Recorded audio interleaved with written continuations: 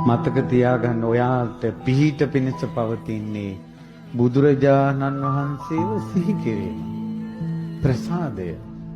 ඔය ගෙවල් වල ප්‍රශ්න හිත හිතා මැරෙන්න වැටෙනකොට ලෙඩ ඇඳට වැටෙනකොට මන් නැති වුණොත් මුන්ට මොකක් වෙයිද? ඔයාලා ඔහොම ඉන්නකොට කාගේ සමහරවිට අපි දන්නේ අපි මේ වෙනකොටත් අපේ ඇඟේ පිළිකාවක් තියෙන්න පුළුවන්. එකපාරම ලෙඩ වෙලා පරීක්ෂණයක් කරනකොට ඔයාට පිළිකාවක් කියලා කියපු ගමන් කොච්චර අඬනවද කොච්චර බය වෙනවද? ඉතින් අපි කොහොමදත් මැරෙන්න ඉන්න අයනේ පින්වතුනි. කොහොමදවත් මැරෙන්න මෙච්චර ජීවත් වුණා මැදයි. මෙච්චරවත් හිටියා මැදයි. ඔයාලටම මතක ඇති අපි මෙහෙම 100ක් නමකට දානයක් දුන්නා.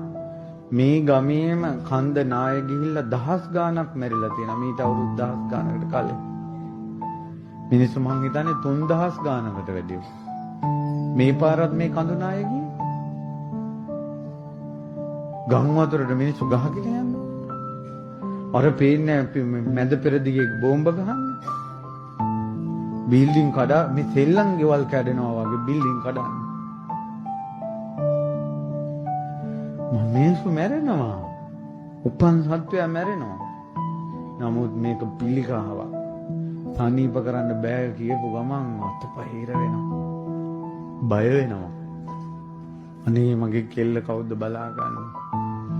කොල්ල කවුද බලාගන්නේ? අනේ අපේ මිනිහා කවුද බලාගන්නේ? තමන්ට මරණය ඉදිරියේ තමන්ගේම ප්‍රශ්න ටික හිත හිතා ඉන්නවා මිසක් බුදුරජාණන් වහන්සේ ගැන හිතන්නේ නැහැ. ධර්මයේ ගැන හිතන්නේ නැහැ. සංඝ රත්නය ගැන හිතන්නේ නැහැ. තුනුරුවන් ගැන හිත පහදවා ගත්තොත් මොන ලෙඩෙන් කුණු වෙලා මැරුණත් දිව්‍යයන් අතරම තමයි යන්නේ.